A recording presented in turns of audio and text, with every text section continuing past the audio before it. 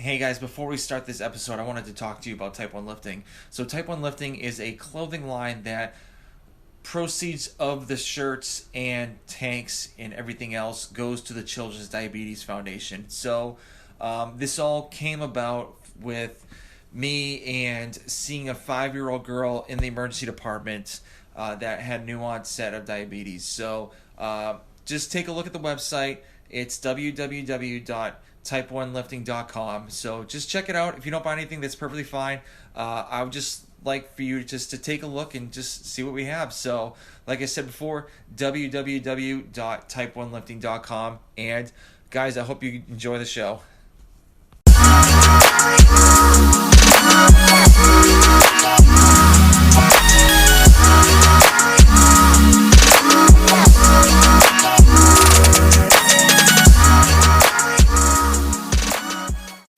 All right, guys, welcome to another episode of the Type 1 Lifting Podcast. I have a CrossFit athlete, gym owner, championship powerlifter, strength coach.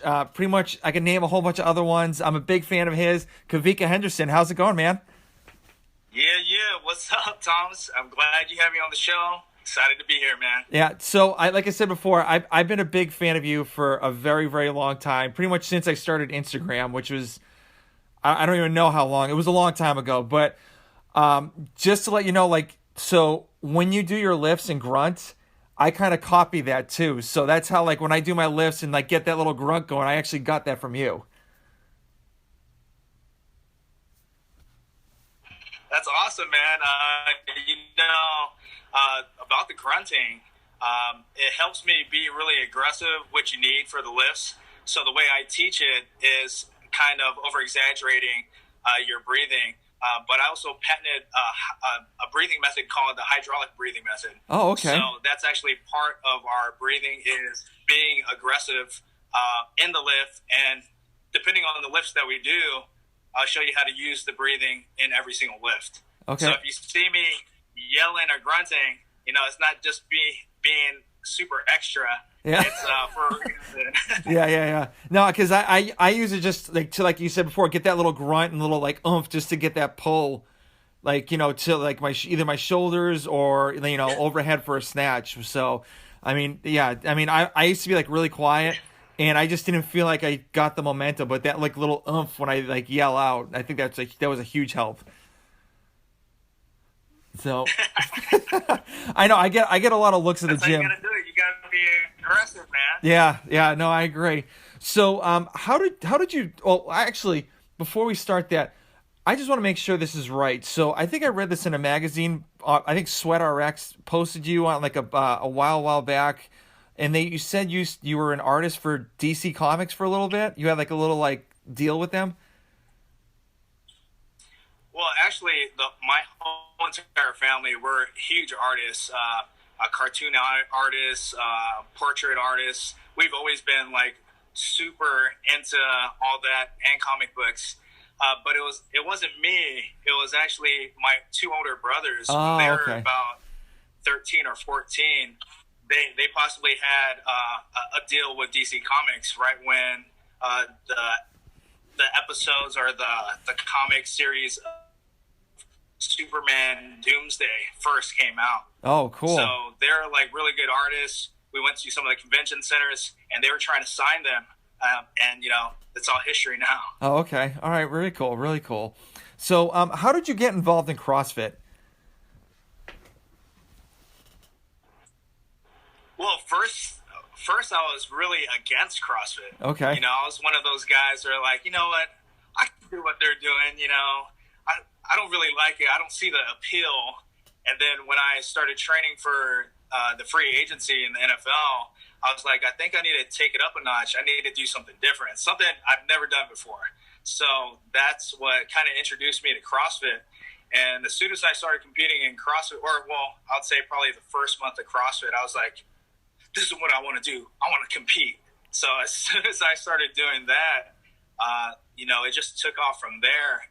CrossFit opened the door basically to my strongman career, the powerlifting career, and everything else. So it's been great.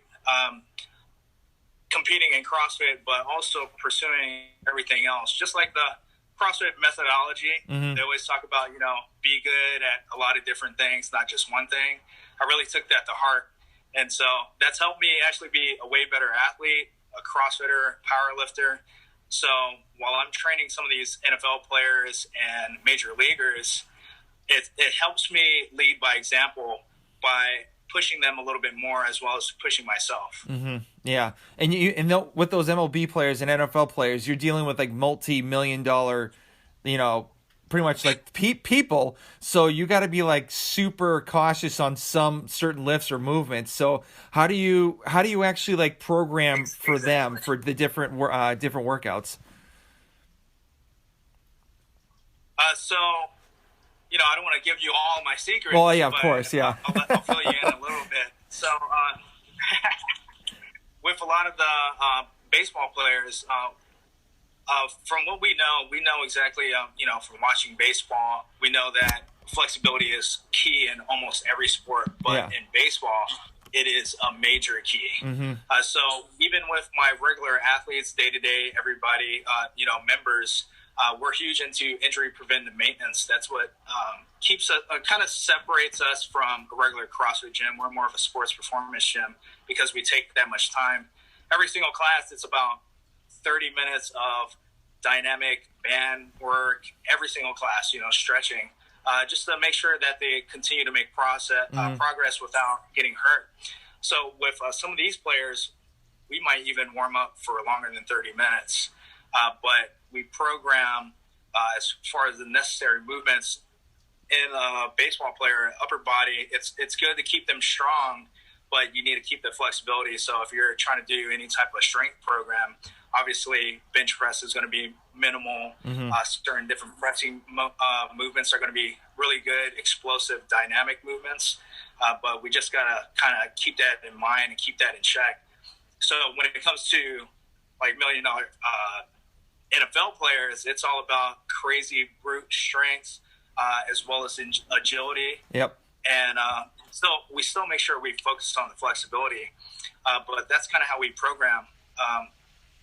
Along with the flexibility, our philosophy is Bulgarian style weightlifting. So there's a variation of us maxing out almost every single day, which is different than everyone else.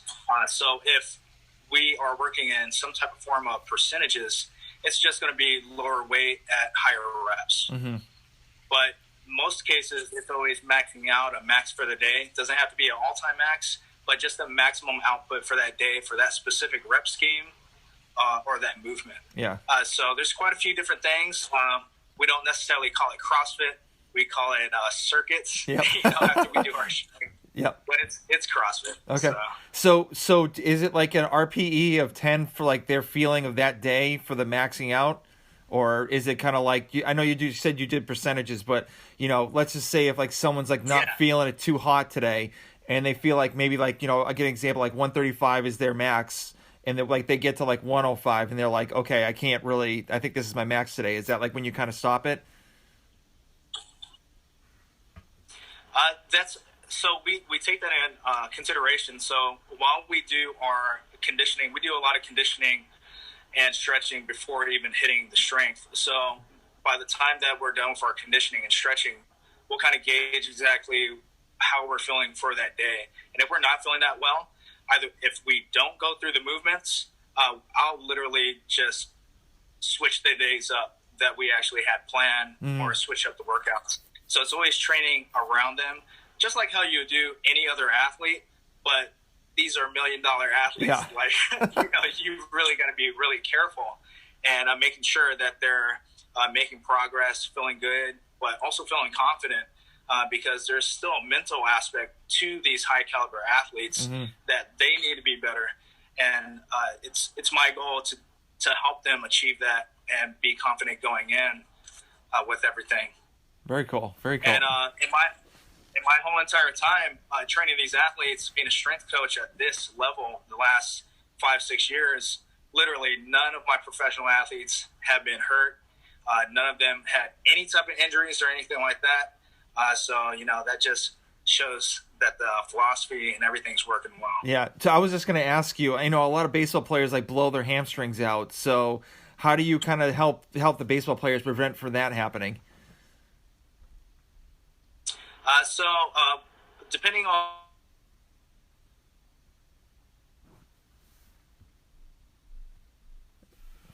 yoga style, Yep. If we're deadlifting, one of the problems is that if you spend too much time stretching, your muscles are going to be kind of confused when it gets to the explosive movements. So a lot of people know that, but not everybody knows that. So we do have our dynamic explosive warm-up. We have 3 different styles of warm-up depending on the movements that we're doing. And we just take that in consideration.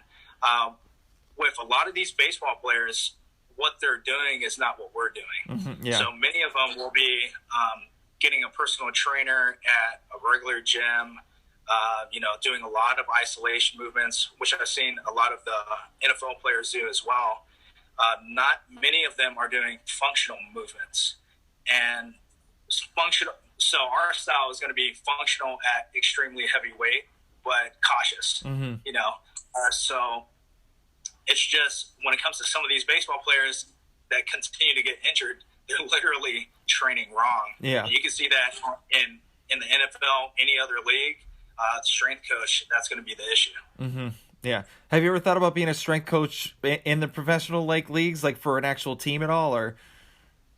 It's always been a dream and a goal of mine. Right now, I've been working as a contractor, but I got my foot in the door. And there's a lot of different things in the works right now. Nice. So I'll be announcing some stuff pretty soon. Okay. I'm really excited about it. Oh, very cool. But always networking like crazy.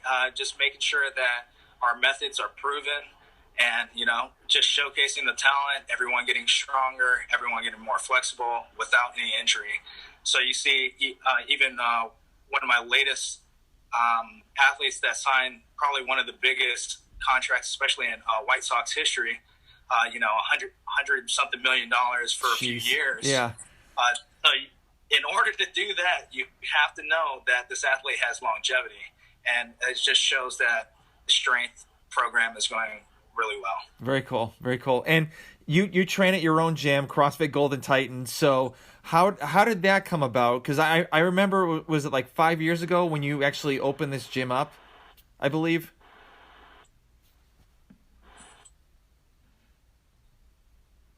So you opened your open gym up roughly about 5 years, right, at CrossFit Golden Titan?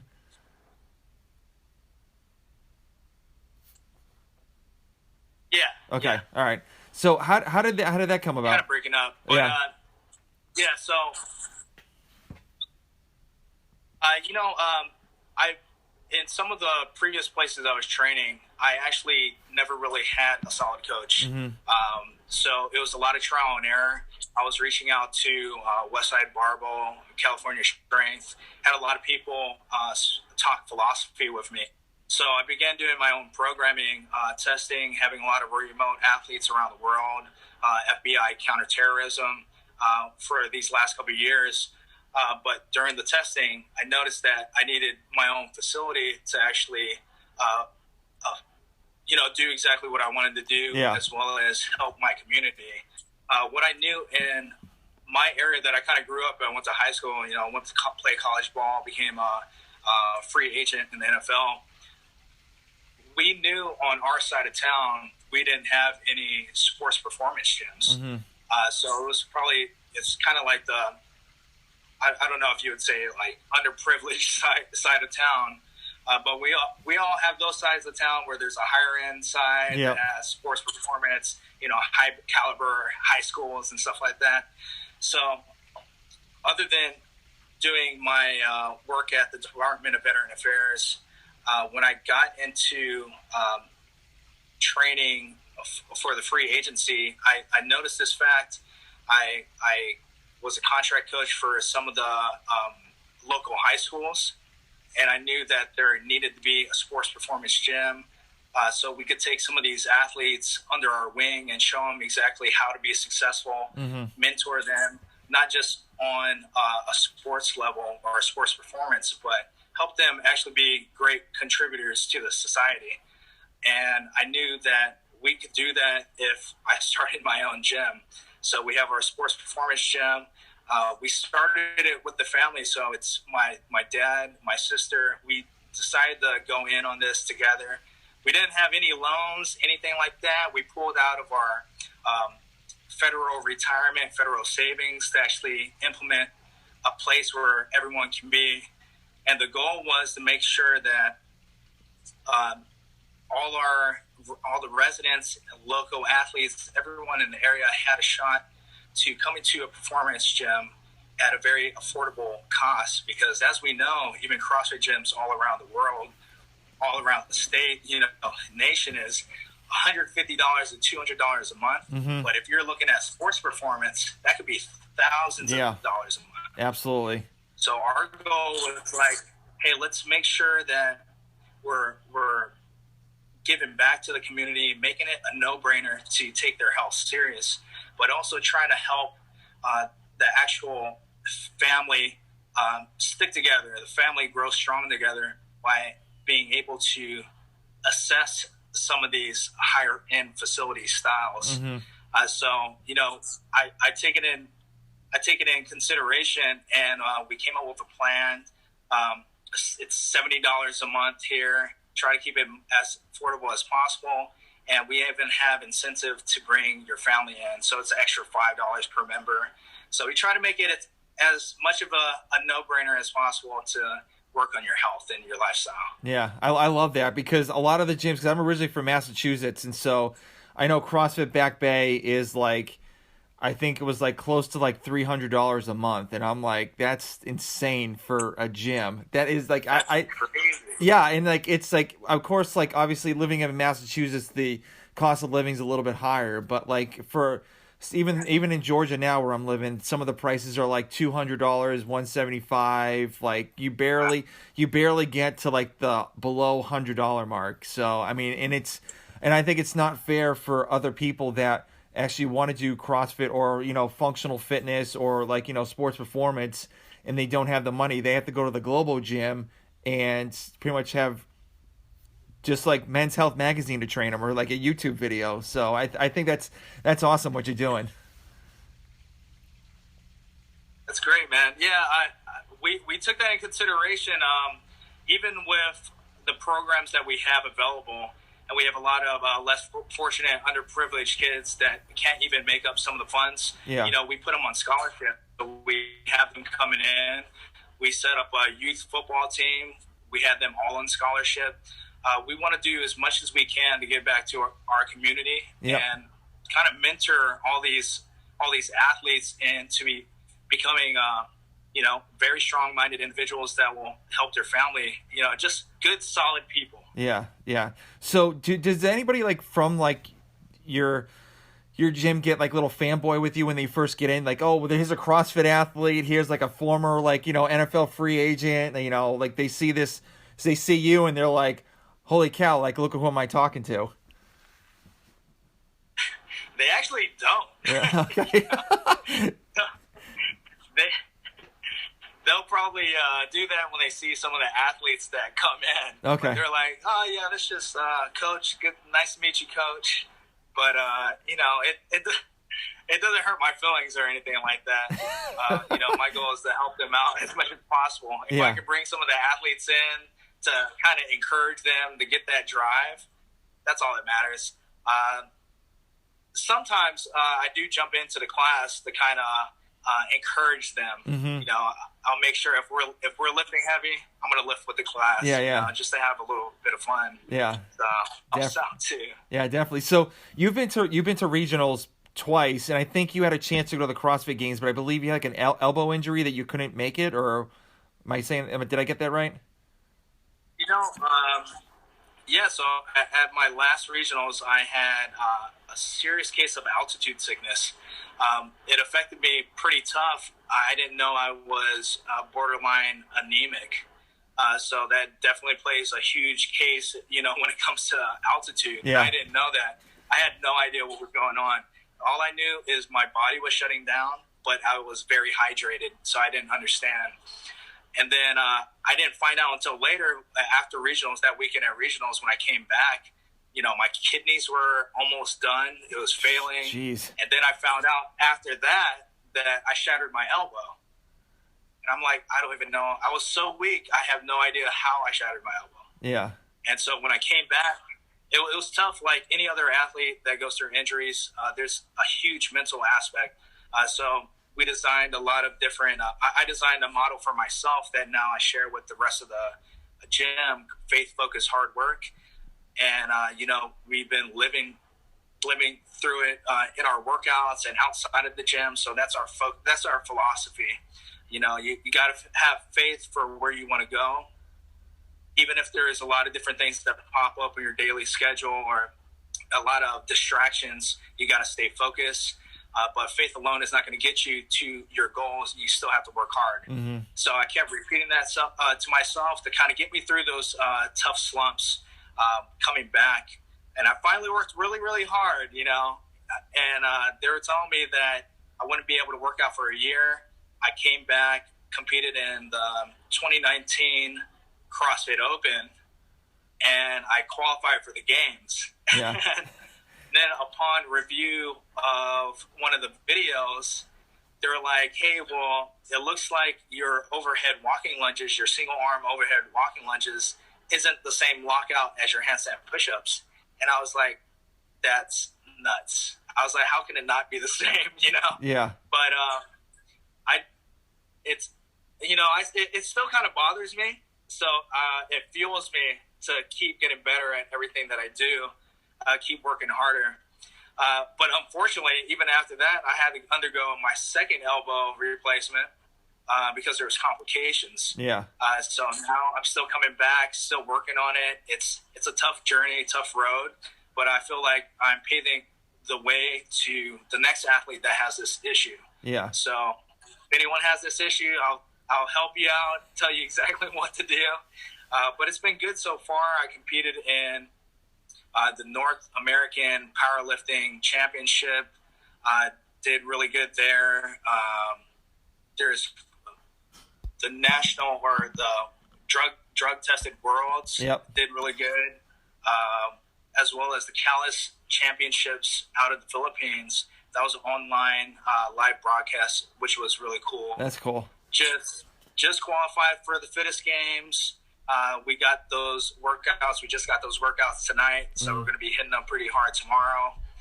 Just got done with the Northern California Classic qualifier and got a lot of different things coming up on the horizon. So trying to stay busy with my progress and my recovery comeback, but also helping out my professional athletes as they go into spring training and off season from the NFL now. Yeah, I saw you posted a video today about your snatching with the elbow. Like you have to internally rotate or something like that. Like you have to fix your snatch. So how is that working? And how did you kind of figure out that's the way to do it for you?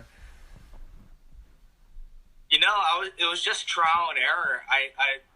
When it comes to strength training, there's so many different philosophies. But you also got to take in consideration your body type. Mm-hmm. So not everyone's body is going to do the same thing. Yeah.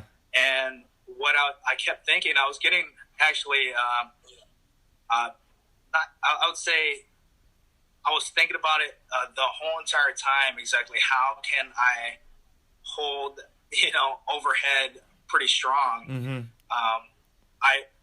I've been doing it pretty well in the last previous qualifiers, but recently in the last couple months or the last month and a half, I thought it was the weather change, but I'm having some more elbow issues that I need to keep forcing the range of motion. So that's been bothering me. So I figured, let me try a different styles of snatching. I know it's not for my body type, but so after I usually externally rotate, shrug up my shoulders into an overhead position, and I did the complete opposite, which my body responded pretty well, and I was super excited about it because I was kind of down leading up to the Fittest Games. Mm-hmm. They have so many overhead movements. I was like, man, I'm just going to go out there and take an L, But I was like, maybe I need some humility or something. But I don't, just do your best. So I'm going to go out there and do my best. I switched it up. I'm going to try to strengthen it the next 2 weeks to see if I can be stronger in that position. But for me, it's all being able to come back and, you know, do what I can. The doctor said this second time around, I'll never be able to work out again. I'll never be able to compete or be the same. Mm-hmm. And, you know, the goal is to prove them wrong every single day. So even if I'm not doing as good as I used to do, at least I know I'm making a lot more progress than they said I was going to. Yeah, and the main thing is moving too. So I mean, you're doing that. So I mean, and you're still doing bar muscle ups and all the crazy stuff and crazy lifts. So you know, I mean that's awesome. So does it bother you doing the muscle ups with your elbows at all, or? You know, it doesn't, because it's kind of like, depending on how you do the muscle up, you're doing like a straight arm pull down. Yeah. You kind of bypass that dip part. Okay. I think the only thing that kind of bothers me is doing a lot of pull-ups or a lot of chest bars, because it's just so much torque on that joint. So, but I mean, you know, it only takes me like a week to recover, you know, after doing some pull-ups. Yeah, I'm the same way too. So like a little bit, I'm like 6'6", so my arm lengths are like super long when I do chest to bar pull-ups. So it's like I always get like the interior like elbow pain when I'm like after do like a little bit, and it's like, you know, after a while, like it even like I have to sleep on a certain way and put a pillow over one of my elbows just to kind of like not make it hurt anymore. So I mean, I mean I didn't get any surgeries, but I kind of feel how you are. So like it takes a couple days for me to just recover and everything. Yeah, I feel you, man. Yeah. It's rough. We get through it, though. Yeah, I mean, I'm 41, so I'm pretty old, so. That's not old. You're still a young guy. Yeah, I know. I've lifted more weight than I ever have, so I really can't complain. So, I mean, I'm happy. But, yeah, so with your gym and everything like that, what are you looking to do with your gym to like grow it a little bit more? Or like, are you planning to move or anything like that, or what's the plans for your gym? You know, we had a 5,000 square foot facility, and it served us really, really well. What we were doing before, pre-COVID, we were planning a facility next to the Texas Rangers Stadium. Okay. Out here in our side of town. So that was in the works. So we decided to kind of downsize, put a lot of our equipment into storage, and then wait on the progress of building our own facility on our own land. But as soon as COVID hit, the banks got kind of stingy. Our investors had to back out because they didn't know what was going on with them. Mm-hmm. So it just affected everybody. Affected the members, affected our business, the investors, and even the banks. Everybody was messed up. So right now we're just playing it by ear, man. We're trying to see exactly what's going on with some of these mandates and regulations, see if there's any funds available. But that's the goal, to make sure that we have our own land, our own facility. That way we can even make our membership even more affordable for everyone else. Yeah. And that's the goal, is to try to give back to the community as much as we can. Okay. Awesome. Very cool. So you talked earlier about the breathing techniques. I'm like really interested in like that. So can you just like go over like, you know, like how you start it, how you train it, and like in the end product? So I'll need to like show you some moves and stuff, but the rule of thumb for us, which might be kind of natural, some people do it automatically, but it's a lot of timing. The hydraulic breathing method is, rule of thumb, whenever it's easy, you inhale. Whenever it's hard, you exhale. Mm-hmm. So if we are going through some squat variations, we're inhaling on the way down and exhaling on the way up. We don't hold our breath up top. Okay. So our goal is to fill our lungs like a hydraulic pump, in, out, and explode. So that way, if we have to actually grind through a major lift, we'll have that much more air, and we won't be holding our breath that long. So we'll be ready to grind for a very long time if we have to fight. So a lot of my athletes, we're all fighters. You know, we never give up in some of our lifts. Mm-hmm. I've been in some of these grind sessions trying to max out, where I'm literally yelling, trying to fight this lift for a solid 15 seconds or something like that. You know, So our goal is, so what you see in a lot of powerlifters in like Instagram or anything else like that, we're hybrid athletes, obviously, but when it comes to powerlifting and your breathing technique, no one really goes over breathing technique with you. Yeah. You just see exactly the videos of everyone else going, and you try to mimic what they do. Mm-hmm. So with our breathing technique, you'll notice a lot of powerlifters, they'll take a big, deep breath up top. Some CrossFitters do it, but they don't really know why they do it. They just watch everyone else. Mm-hmm. They take a big, deep breath, and they brace, and they hold it in their squat. But just know that the whole entire time they're going down, they are holding their breath. Yeah. And then when they come back up, they're still holding their breath. So we inhale on the way down, we exhale on the way up. The reason why they hold their breath in that brace position is called super stiffening. So you're filling your lungs to compact your spine and protect your spine. Mm-hmm. But if you're a little more talented, just like bodybuilders, you'll be able to flex and breathe.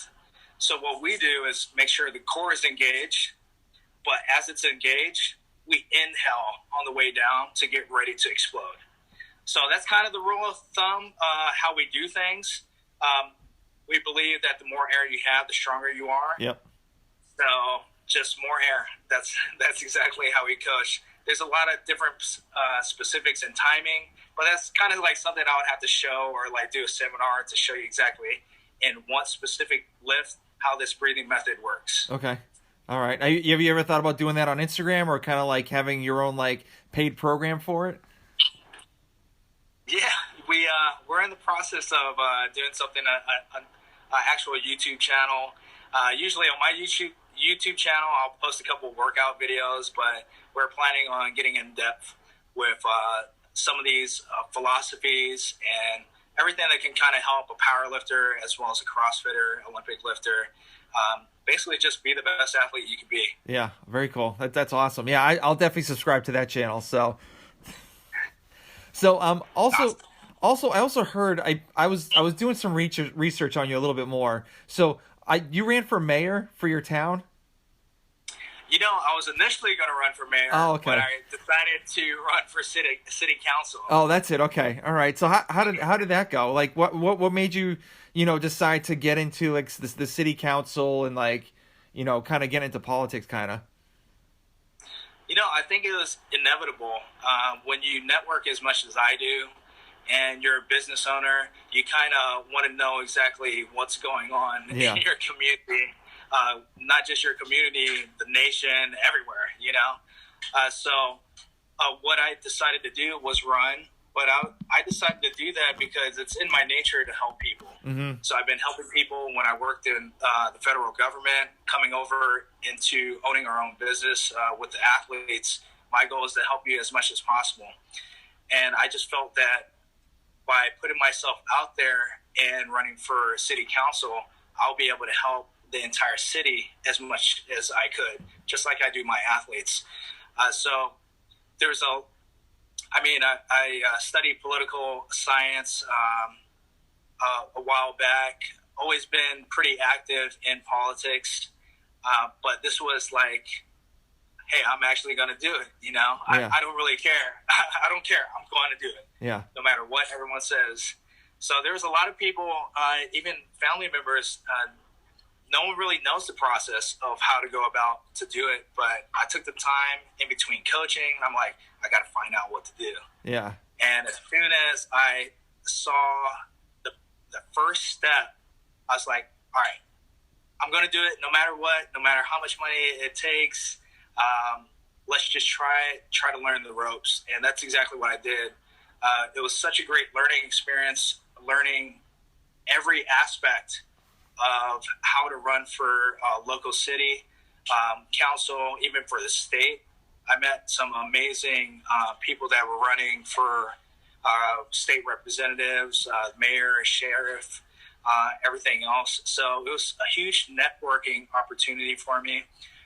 Unfortunately, when I ran, that was at the same exact time that they put down the hammer for the state mandates and social distancing. Yeah. So usually when you run, you have to have quite a few hundred people in the city sign your name and you'll submit it, and then they'll put your name on the ballot.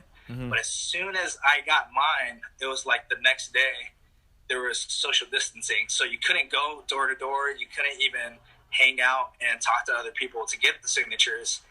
And I'm not a quitter, so I was like, I'm still going to do it. I don't care. Yeah. So what I had to do was run as a write-in. And that was an interesting process, but I had so much support from the local police department, the teachers union, just a lot of different people that you wouldn't normally put together. Mm-hmm. So that really got me excited for the next go-around. And I do plan to run again. Very cool. Yeah. I'll be ready for it. Yeah, I mean, and hopefully this COVID pandemic like goes away, so like, you can actually go like do the door to door and do the sign-ins and like have people get your signatures and stuff like that. So yeah, that's very cool. I mean, I love you actually doing that, because like a lot of people like always talk about politics, but they don't get involved with it. So I mean, I think that's pretty cool that you actually got involved with it. Yeah, man. I'm still always kind of stoked that I did it. The goal was to make sure that I learned for the next go-around, but also to encourage other people, all my friends and family, everyone that I meet to, take it kind of serious and run for a local office. You don't have anything else to lose but to run. Yeah. Represent your people, try to help as many people as you can. Yeah, very cool. That's awesome. That's really cool. So how did that go? Like, obviously you have a really busy schedule at Golden Titan with like coaching I don't even know how many classes you coach, but like, how do you get the time to like do that and coach at the same time? Like, how do even having family life too? Just do it, I guess I always have a busy schedule. Literally, you'll learn how to run on minimal sleep. Always had a busy schedule from the morning all the way till night. So usually I coach classes in the morning. I coach my professional athletes right after that, have a little bit of free time, and then I'm back to coaching at night. That's usually what happens when you have a small business. In some cases, when I had to go out and meet at the city hall, city council, and do things like that, do some of these public forums and town hall events, my family would definitely help out. My family are, they're all coaches as well. So from time to time, they step in to help out. It's always good to have your family around. Yeah. With a family-owned business, Yeah, that's very cool. And it's cool, like, your family actually are coaches, too. Like, I think your sister is, and then, like, you have a brother-in-law that's a coach, too, as well? Did I get Yeah, we have quite a few. My dad's a coach. My wife's a coach as well. Okay. So everyone's in the fitness game. Everyone's committed. Awesome, very cool. So, with your programming for Golden Titan, so how do you program? Do you do like a week out, or do you do like online stuff, like you kind of post it online, or do you do like a paid spot, like a kind of use an app to have people pay for it if they're not in your local area? We're in the process of developing something like that on our new website that we just started. What we're doing is, how I program about a month out, okay. But still I test some of the workouts for the different variations of the athletes we have. Mm-hmm. We have quite a few pilot groups around the world, or remote groups that test some of the workouts. So we're going based upon that, making sure that, we're leading by example, we're doing the workouts, not just programming whatever there is, because I want to see exactly how you recover. Even with my professional athletes, if I'm training, I'm doing my training for the day, I do the same exact workout with them, so I can feel exactly how they feel. Yeah. Mm-hmm. Especially like we talked about before, these are $1 million, high-end, high-caliber athletes, so we got to make sure that they're taken care of. But we're developing our new website to host the programming like that, okay. Just in case you'd like to take part or jump on. So that'll be coming out pretty soon. GoldenTitanFitness.com. You can check it out in the meantime.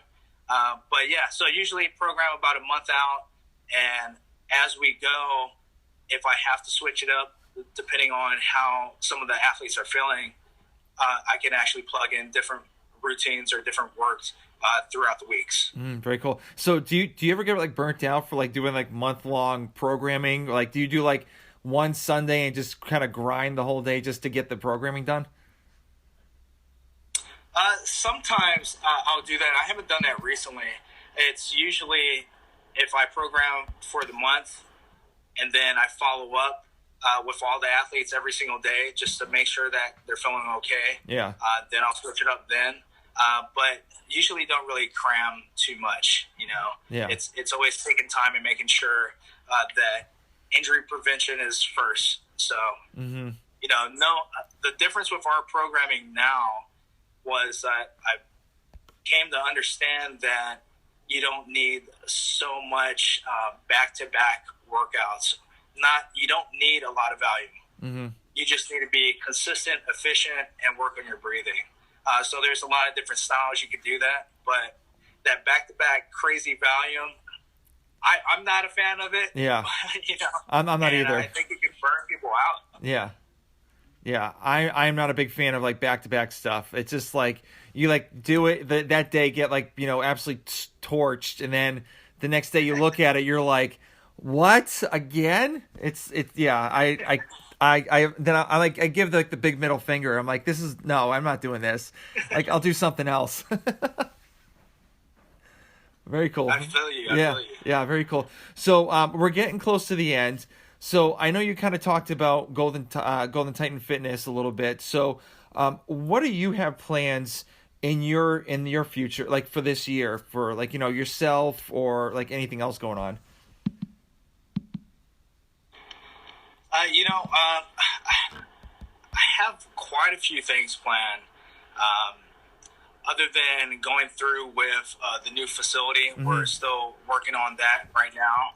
I have quite a few competitions coming up. Even though we have the Fittest Games, we have the CrossFit Open coming up. We'll see with their new format on how I can actually do. But at the same time, as much as I want to put a lot of time into my CrossFit, I'm not going to lean away from my powerlifting. And so I still have some of the qualifiers coming up in order to qualify for Worlds and Nationals. So to me, that's going to be one of the priorities, is making sure that I qualify for those events. But, you know, I'm still going to get my conditioning in. I'm not going to shy away from my conditioning at all. Yeah. So we'll see what happens with that. In the meantime, I've also been doing a lot of different outreach with a mentorship group called the Arizona Alliance kind of group. So there's a lot of different community outreach programs we're going to be doing, along with community outreach fitness programs. You know, just doing as much as I can. Also been working with the local high schools. It's their like football off season, some of their sports off seasons. We have some local colleges here as well that are going to be coming in. Talked with a lot of their athletic departments about contracting some of their training. So it's still busy. You know, the grind never stops. Marathon continues. You keep on working hard. Keep on trying to help as many people as you can. Yeah, very cool. So I forgot to ask you, with the elbow injury. So can you, like, when you do the open, when you actually videotape yourself, can you like point out your elbow just like on like Olympic weightlifting, saying, hey, you know, I got a, you know, elbow issue, so just be on the lookout for that? Yeah, so, you know, that's usually what happens. I'll do that in some of the qualifiers, but also if I'm on site at some of the like regionals or one of the high-end events, you know, they always give you a chance to talk to the judging core, the head judges, so to keep them aware. But everywhere I've gone so far, everyone's like, yeah, that's Kawika. He has that elbow replacement. So, you know. Well, I don't have to say too much. Yeah, well, I mean, you're really popular, so I mean, everyone knows you in the CrossFit space, I think so. So do you have like a favorite book you like to read at all, or like kind of like give as a gift to people? Favorite book? I don't have a favorite book, but I do spend a lot of time looking at different economic development plans. Mm-hmm. That as well as the Bible. You know, I'm always researching, always learning a little bit more every time I read the Bible. So if it's going to be anything that I kind of give to anyone that's a book, it's going to be the Bible. Yeah. King James Version, you know. Yeah. Just get them through. I also give them inspirational kind of pamphlets. Mm-hmm. There's a good one, a calendar one that comes out called the Daily Bread. So I usually do that. It kind of gives you a summary for each day, a theme for the day, and that's probably what I give out the most. Okay. And what I try to kind of link to my social media just to encourage people throughout the week, throughout the day. Very cool. So were you pretty spiritual like your whole life, or like when did that really like start like getting more and more important for you? You know, I was raised in a Christian family my whole entire life. But in my time growing up, I wouldn't say that, you know, I exhibited the best Christian traits ever, you know, being a little, not necessarily a troublemaker, but, you know, always, like in and out of GV when I was little, a lot of different, programs I had to go through. What really changed it for me is when I started taking my health a little serious, mm-hmm. I knew that was also kind of spiritual at the same time. So it was kind of like a revamp of my life. So when I started the free agency for the NFL and I got into CrossFit, I actually rededicated my life to Jesus Christ and accepted him again as my Lord and Savior.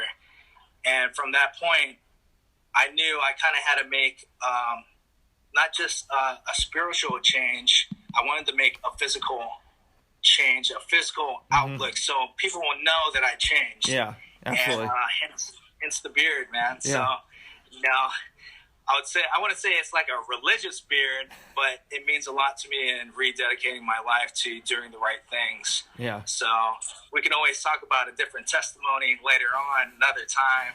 Maybe you'll pull me back on another time. But yeah. So haven't been, I wouldn't say overly spiritual the whole entire time, but was raised in a Christian family. And now, you know, I'm older and understand a little bit more of life and what's going on and how important, you know, you are in helping other people's daily, you know, other people's outlook on life, other people in the gym, you know, how important that aspect is. It's definitely helped me become a better person and a better husband. Nice. So how long have you had the beard? That was another question I had. So it's going on about 6 years. So like I said, when I started CrossFit and I rededicated my life. Yeah. So it was all at the same time. And so I'm kind of nervous about trying to cut it now because my plans, I was planning to go into the military, you know, serve my country, do the reserve type of thing. Yeah. But I keep hesitating because I'm like, no, I don't know if I can go back, you know? Yeah.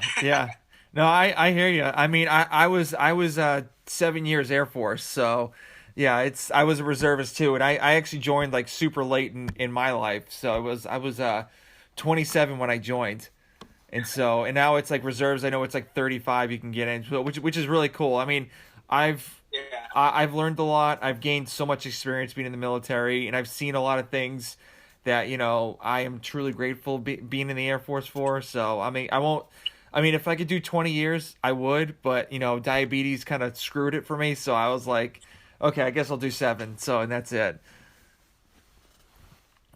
Dang. So what happened with you and diabetes? So I was originally living in Massachusetts, then I moved to Georgia, and so I was trying to get into an Air Force unit there, and I got hired at Children's Hospital in the emergency department as a nursing assistant, and they do a Strong for Life thing, and then they checked my blood sugar. It was like 390, and so I got diagnosed with diabetes like right then and there. So at like 34, so right like a month before my 35th birthday, that's when I got diagnosed. That is crazy. Yeah, it's so supposedly the percentage is like 40% of new onset diabetics are over 30. So, I mean, there's other people that I know that have gotten diagnosed like super late, like later on in their life. So, I mean, it's kind of sickening, but I'm kind of grateful I got it because I wouldn't be doing this podcast. I wouldn't be doing the t-shirt company. I wouldn't be able to like meet all these like super interesting people. So, it's kind of a blessing and a curse at the same time because, obviously like diabetes is like a 24/7, 7 days a week, like, numbers game. You got to do it's like you're analyzing everything, like how many units of insulin should I take for this meal and stuff like that. So it's like it can be stressful, but I'm kind of grateful I get the chance to talk about diabetes and talk to people like you about fitness and everything. Yeah, so I'm glad you brought that up a little bit more. So it's on the cast to make sure that people are a little more aware of their health and things that go on even past your 30s a little bit later. Yeah. Very cool. So the last question I have for you. So actually I got two more, but the last one is, what would you tell a person, a new person that wants to get into CrossFit? Like, what does it take to be an elite level CrossFitter? It takes a lot of time and patience. So that's what I would tell them initially. Even if there was a new CrossFitter or someone that's naturally stronger than others, there's just so much you have to learn. And I would say start competitions as soon as you could, but in your respectable divisions. Start off slow. Don't try to jump into the RX or elite division as soon as you can. Yeah. Try to learn your body a little bit more because a lot of these CrossFitters, even myself, it's like a constant understanding where your body is, where your breathing is, your lung capacity, learning how to control and not panic during a workout. So I would say start competition, start competing, but start off slow, start in the beginner division. If you decided you wanted to compete, keep getting better every single day, keep practicing technique. So it's just a process. It's a grind. And as we know, if you were a previous athlete, it's a little bit easier. Mm-hmm. But if you're not a previous athlete, there's quite a few things, body awareness that you're going to need to learn. So just have an open mind. The best CrossFitters are good at multiple fitness disciplines. So if you come into CrossFit thinking CrossFit is going to take you to the CrossFit Games, it's not. Yeah. You're going to have to do a lot of different things. You have to focus on Olympic weightlifting. You have to focus on your main developing lifts like the deadlift, the back squat, the bench press. Those are your foundation movements of powerlifting, which transfer into Olympic lifting and CrossFit. Mm-hmm. So have an open mind, talk to all your coaches, reach out to other people, try to learn as much as you can so you can create your own philosophy or understand yourself a lot better. Very cool. Very cool. Love that answer. So if anybody has a question for you, like where would be a good place to reach out to you about like either your gym, programming, or just asking you questions?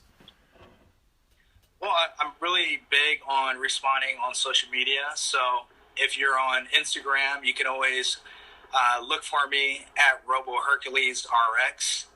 You can also contact me in email, kawika.henderson@gmail.com. Or if you're in the area, you can search Golden Titan Fitness or CrossFit Golden Titan and make your way on in. So if you do reach out to me, I'm going to talk to you. We're going to chat. I make sure I go through all my messages, message everyone back. I'm huge on that because, you know, you need some help, you need advice, you need someone to kind of open the door for you, and kind of explain the realness of certain issues to you. So yeah, and I'm the one that take the time to do it. Yeah, and I can attest to this. So I was messaging him like a very, very long time ago, like years ago, just asking him questions about, you know, I think it was about a pair of socks too. You were selling socks for Golden Titan socks, and I was asking a question about it, and like he is very, very good at responding back, which I am like truly grateful, because obviously, like, you know, if you want to get guests on, it's some people just don't respond back, and like I'm truly grateful that, you know, you responded back to me, and we were able to do this podcast, because actually you're one of the people, like, you were one of the top 10 people on my list that I wanted to interview, so for this year. So I wanted to interview for you a while, but I just didn't think I was ready yet. So That's awesome. yeah. So thank you very much for, you know, doing the podcast. I really do appreciate it. And yeah, and I, you know, thank you again. Awesome, man. I appreciate you having me on. I'll be praying for you and the family. You know, you're doing great things. So just keep getting out there and keep interviewing people, keep having your message kind of known. And, you know, just make sure you keep talking about the people being aware of diabetes and other issues that they might be seeing. But, yeah, man, we'll keep in touch. Yep. I'm glad you invited me on, man. I'll keep watching your progress, too. I appreciate it, man. All right. Have a good one. All right. Have a great weekend, brother.